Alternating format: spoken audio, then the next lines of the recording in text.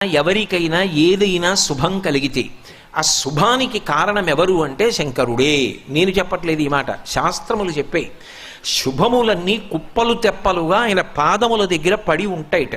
ఆయన అనుగ్రహించాడు అనుకోండి, ఓసారి ఇలా అంటాడు అంటే అది ఎగిరి వెళ్ళి ఇంటికి తోరణంగా పట్టుకుంటాడు. అందుకే ఒక గడుసు కవి ఒక మాట అన్నాడు, నేను ఓ పువ్వు పట్టుకొచ్చి మీ పాదాల మీద వేశాను అనుకోండి, నేను వేసినది ఇది పువ్వు, మీ పాదముల మీద ఉన్నది ఇది పువ్వు.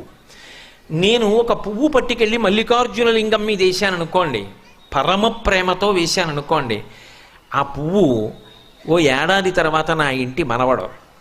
నేను ప్రేమతో వేసిన పువ్వు 2 ఏళ్ల తర్వాత నా ఇంట్లో మనవరాలు. నేను ప్రేమతో వేసిన పువ్వు నేను కట్టుకునే ఒక ఇల్లు. నేను వేసిన పువ్వు నాలో కలిగేటటువంటి భక్తి.